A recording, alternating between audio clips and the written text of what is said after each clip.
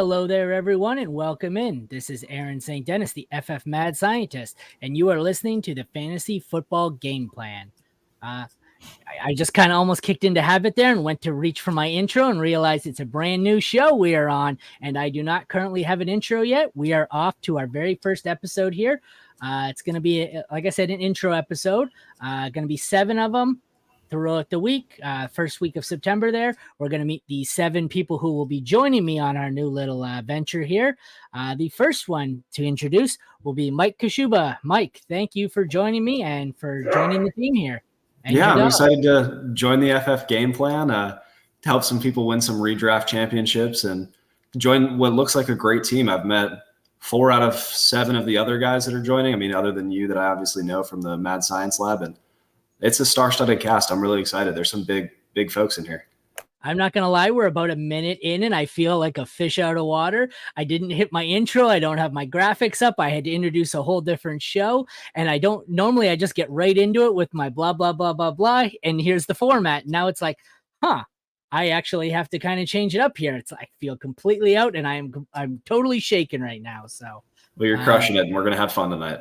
All righty. So like I said, let's kind of start with your backstory. We will eventually end it with a couple of bold predictions by you. But before we get into the fantasy, let's start with how did you get your start in the industry?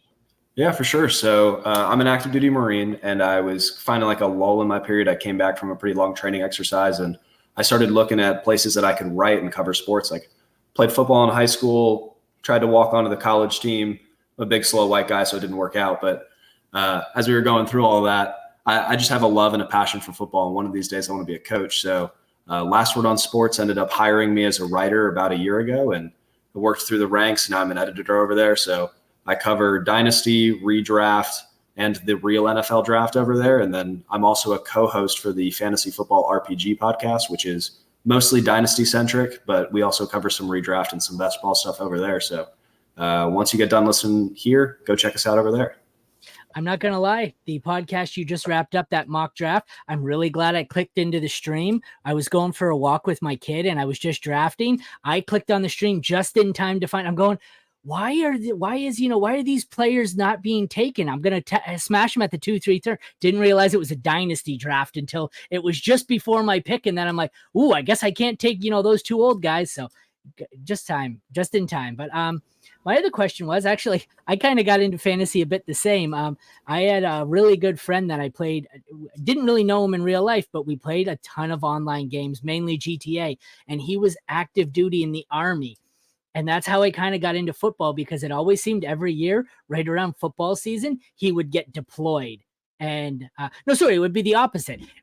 How messed up is this, though? When he was deployed, he would do nothing but play GTA. He would have his stuff to do because he was like, I forget what it was, a commander or something, but he would do all his stuff during the day. I wouldn't be able to. And then he played GTA with me all night.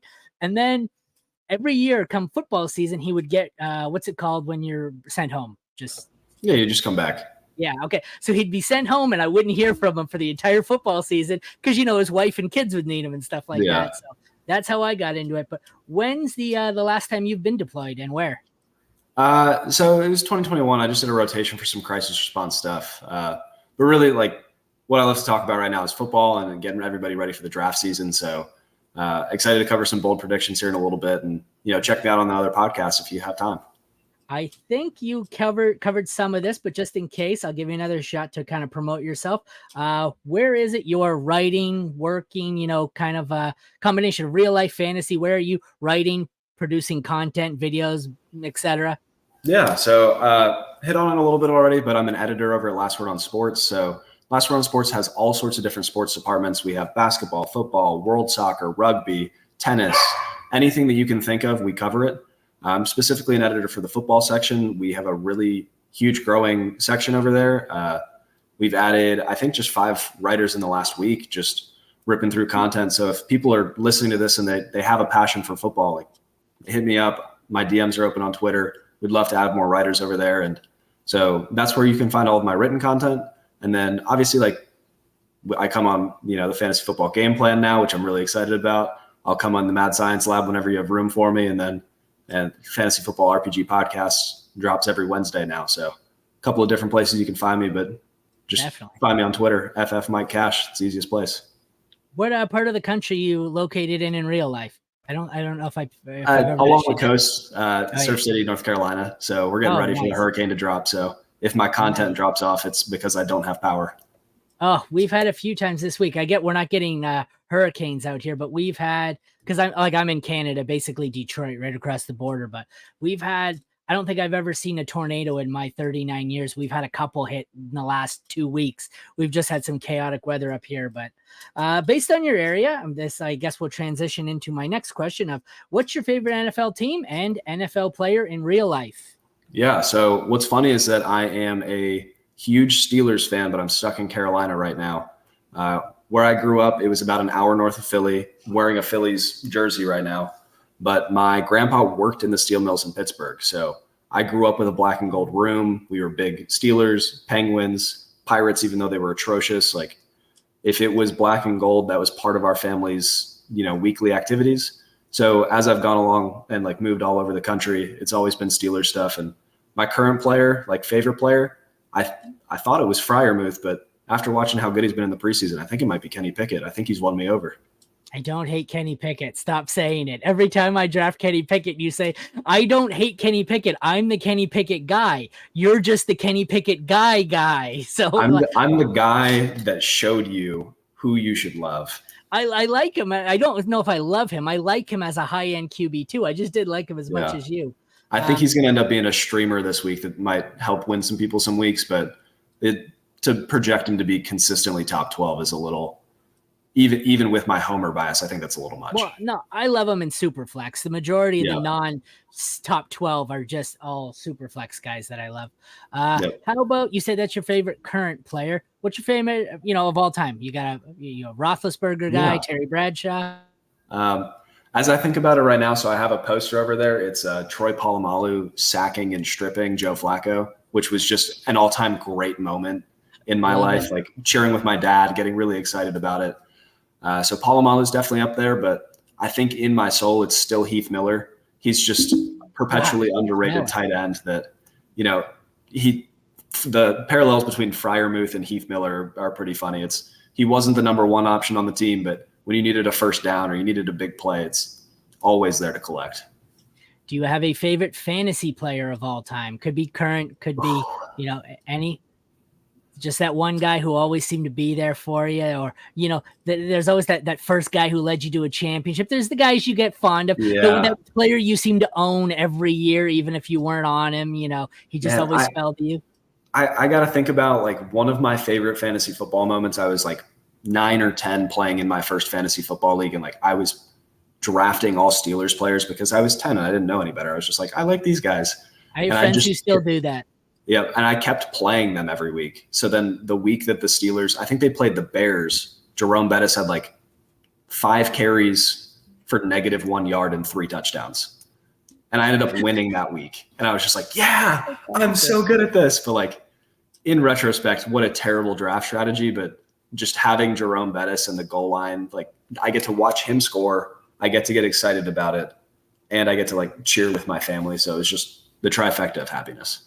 That's actually, fantasy football is how I became a Saints fan. I grew up a Lions fan, but when Barry retired and they just sucked, the Matt Millen era, I'm out. And then when I got back into it, just by luck, I did my first draft and I was just going by ADP and I ended up with Breeze and I think it was Shockey. And then my all-time favorite fantasy football player was Marcus Colston, the first NFL jersey I ever bought. Why? Because the first year I drafted him, he was my tight end and finished as wide receiver like 4 because they for the like first 2 years on Yahoo, he was a tight end playing wide receiver. So I always had a soft spot for Marcus Colston, despite the fact that nobody else on earth knew who the hell he was. I loved him. So yeah, that's a great pick. If we're talking about not a Steelers player, I also have Larry Fitzgerald. He was a Pitt alumni, so like we loved him when he was a college player. So then I just drafted him every single time that I could until he retired. Beat him in a Super Bowl. That was tough. I mean, that was a great Super Bowl for Pittsburgh fans, though, because either Larry Fitzgerald caught the game-winning touchdown or we won it anyway. The only thing I remember of that entire Super Bowl, I remember it ending with a catch. Was it Heinz Ward with the nice catch. Santonio Holmes. Santonio Holmes. I remember making $3,000 at halftime with my buddy. Pitts, was it? Oh, no. Arizona has the ball on the goal line, and they look, what are they going to do? Run out the clock or something? Anyways, we need the Steelers to score. We need the over, but we can't have the Cardinals score. So there's like 8 seconds left, and we're going, oh, we're screwed. What do? 99 or 100-yard interception touchdown return made us $3,000 on the pro line, and oh my, were we happy. We're sitting there going, oh yes, intercepted, so maybe we're all right. And then we're looking and going, he's gonna fucking return this, and he's going, and he almost fell down, and we're going, no, get in, and oh, I've never been so happy for a play. I don't remember the rest of the game except for the Santonio Holmes catch, but all right. Favorite fantasy football format? Anything you can think of? Scott Fishbowl, Superflex, guillotine, as crazy as you want, just something you really like doing. Yeah. So I play in probably way too many leagues. I don't want to say how many leagues out loud because my wife's in the next room. 73. Oof. Are we counting best ball? Yeah. Okay. But I don't play I don't have like underdog. We can't do underdog in Canada. So when I say best ball, it's like the FC eliminators. Okay. I don't have any of the DF. I can't do any of the DFS in Canada. So they're non-managed teams, but they weren't like underdog teams. So yeah. But when we talk about like what my favorite format is, it has to be my family league. Like we started it a couple of years ago, just as we all kind of like move all over the country and we're not near each other. And we've never really been like that geographically close to each other, just being shotgunned all over the country. And every single year, the winner of the previous year gets to change a setting. Nice. So like my dad destroyed defenses and added an extra flex. Like my uncle Steve destroyed kickers and added an extra tight end. Like it's still a standard league for some, like there's all of these different things. It's the only draft that I need to like really prepare for because I was going through like, how am I going to handle the 2 tight end problem? And like, what does it look like when I know that my little brother's going to draft these players because those are his favorite, but it was a good time. I like that. That's awesome. Some of the family and work leagues I find are my favorite though. Like, cause you know, I get into some crazy stuff. Like I've got vampire leagues and superhero leagues, just absolute crazy shit. And then, you know, my family and my work league are basic 1 QB, 2 flex, a defense, a kicker, you know, the stuff where it's like, wow, you kind of take you back to basics. And it's like, it's nice to go into a draft and just, you know, not have to do the 15 straight QB rush, and it's just like it's relaxing again. So just pick the good players and then hope for the best. Like there's not a more luck format than the standard ESPN. Yeah. You have like 6 players that play every week and you're like, oh man, I had the QB2 and the RB3, but it didn't work. No, I know. Yeah. All right. Before we get into your bold predictions, let's end it with one player you absolutely have to have and one player you absolutely have to or want to avoid this year for fantasy. We'll call it redraft. Okay. For redraft right now, I'm looking at the ESPN Live ADP, and there's the quarterback that's going number 6 off the board has already put a number 2 season under his belt. He's already passed for over 5,000 yards, and he just added a 1,000-yard capable receiver and a great offensive coordinator. I'm talking about Justin Herbert.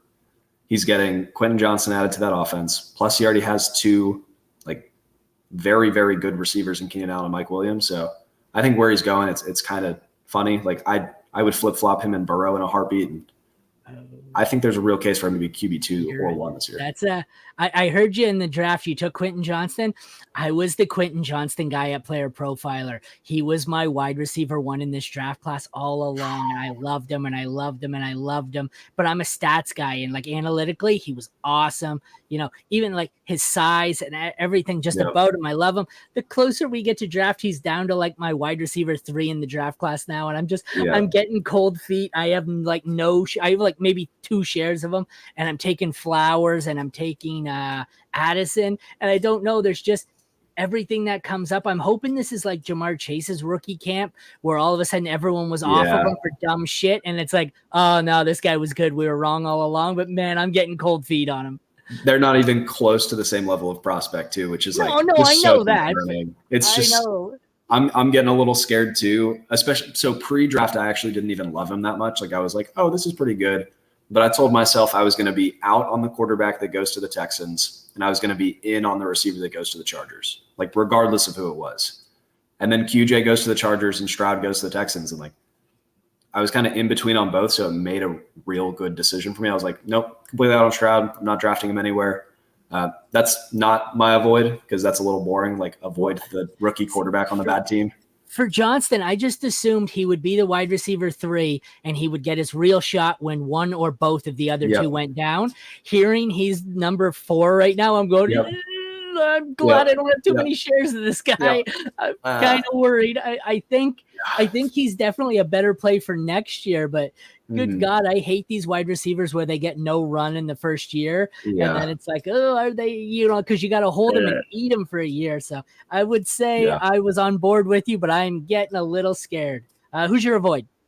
Right now, as I'm looking at the wide receivers, we talked on this in the bust thing at the Mad Science Lab, but what are we doing with Deebo Samuel here, people? He finished as the wide receiver 41 last year. He had 2 usable weeks in the entire season. I don't get it. And he's going ahead of Keenan Allen, who Keenan Allen missed half the season and still had more usable weeks than Deebo Samuel. Like, Amari Cooper finished as a top 12 receiver. Christian Watson's projected to take a huge step forward. Calvin Ridley is playing football again. Like, I would rather have all of those players than Deebo Samuel. I would flip-flop Ayuk and Deebo Samuel. I don't know what – if you take Deebo's name out of it, I truly, I do not have a reason that he should be there. I was at work today, and I don't remember if I was listening to FFT or the fantasy footballers, but 2 of them were debating this.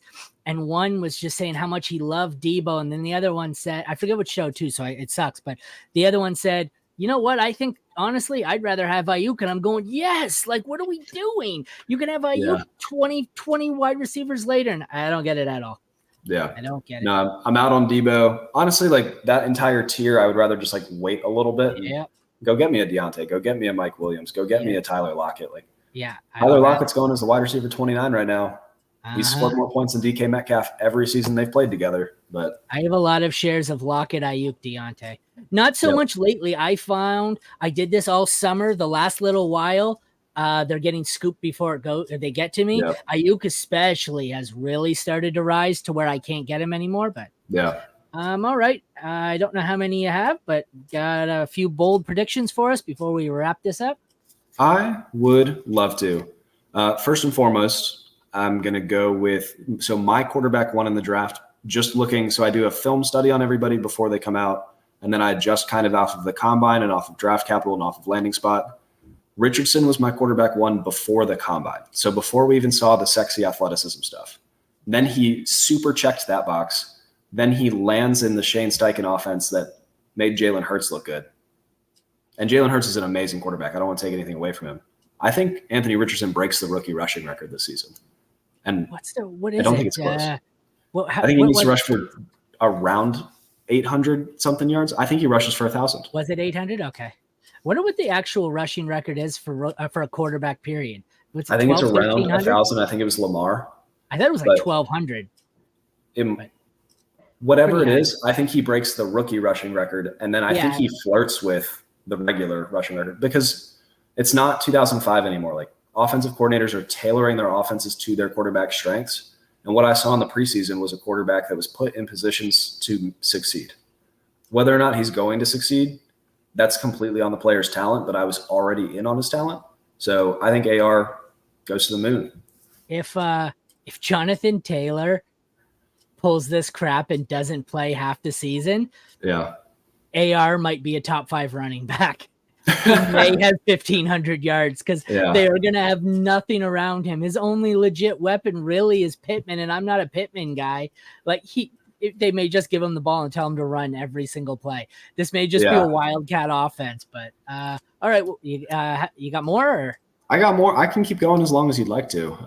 We got 1 or 2 more if you want. We won't go too long. This is a little teaser. So I actually covered this one at the Fantasy Football RPG podcast. So if you want to hear my full breakdown, head over there. But I think that there are going to be 2 rookie tight ends that buck the trend that rookie tight ends don't matter. I have been completely out on all of them the whole process, just looking at the math, looking at the numbers. But I didn't adjust to the fact that the talent that is coming into the NFL is more polished, more refined, and they know what they're looking for. And teams are drafting them. Yeah, they're drafting them. So I think there's going to be 2 that finish in the top 12. I can't tell you which 2 it'll be. Okay. If I'm a betting man, it's going to be Kincaid and Mayer. Oh, Mayer. Yeah. Everyone's forgetting about Mayer, but Josh McDaniels loves to funnel the ball to the tight end. No, I don't forget about Mayer. Mayer was my tight end 1 in the class. I'm the low guy on Kincaid. I don't think Dawson Knox is just going to go away, and I don't think Kincaid's going to be as good as everyone thinks. My 2 were Laporta and Mayer, actually. I just think there's going to be Laporta, Gibbs, and ARSB. There's nobody else in Detroit with Williams suspended. So, well, I'm fairly confident Gibbs is going to be a top 10 running back. I don't know if that's that bold of a take, though, because he got top 12 draft capital. Yeah, the last running back that got that draft capital, every single one is hit for a decade. But yeah, it's probably a safe bet. So yeah, and then let's go with the last one. And I mean, this one probably isn't that spicy, but 2 quarterbacks that I think are going to overperform their ADP. I already said that I need to walk away with every draft with Justin Herbert. One, I think that he leads the league in passing and becomes the league MVP this year. The second guy, I think Daniel Jones, he's a top 10 quarterback again. And I disagree with either. I think the Giants. Go ahead. I think they win the NFC East. I don't hate any of that. Okay, I'm right on board with the Herbert. I said earlier that I think he's the MVP. I was arguing because someone said, oh, he drafted the MVP and it's Fields. And I said, no, I already have the MVP. He's going to lead the league in passing yards and touchdowns. Yep. And Justin Herbert, obviously, I have a ton of them. Daniel Jones, I could see. My worry is the rushing yards are going to have to stay, and I'm not sure if that's going to happen. I could see it, though. I could see top 10. Well, he was what? He already did it, but for some reason he was the 9 last year, and he's going as the 14 right now. Like, people, what are we doing? That the winning the NFC is tough. The NFC East, not the whole NFC. And I think it's because the Eagles they get a little Super Bowl hangover. See, and that's what I was going to say. I could see the East because that whole division has a brutal schedule, and I could see the Eagles having a Super Bowl hangover. The Niners are the team that worries me. So I could see they're in the West, so I'm not even worried about them. No, a Niners-Giants NFC championship I could see. I don't hate it. I don't know if I'd have the balls to bet it or predict it, but I definitely don't hate it. They would probably be – I would say they'd probably be one of my top 5 or 6 picks to win the NFC. That'd be fun. All righty. Well, that was getting to know Mike Kashuba. As I said, we're going to be continuing on with these little intros here and some bold takes and getting to know the cast here before we kick off the Wednesday before Thursday Night Football. I believe it's September 6th. We will be going live for the first time with our Week 1 preview, tentatively set for 8 p.m. Eastern. Going to be going live pretty much every day with the odd recorded episode in. This has been the first episode of the Fantasy Football Game Plan. Once again, this was the intro to Mike Kashuba.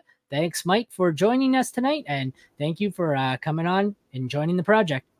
Thanks, Aaron. This is going to be a fun project, and thanks, everybody, for tuning in. All right, everyone. Thank you for tuning in, and have a great night. We'll see you next time on the Fantasy Football Game Plan. See y'all.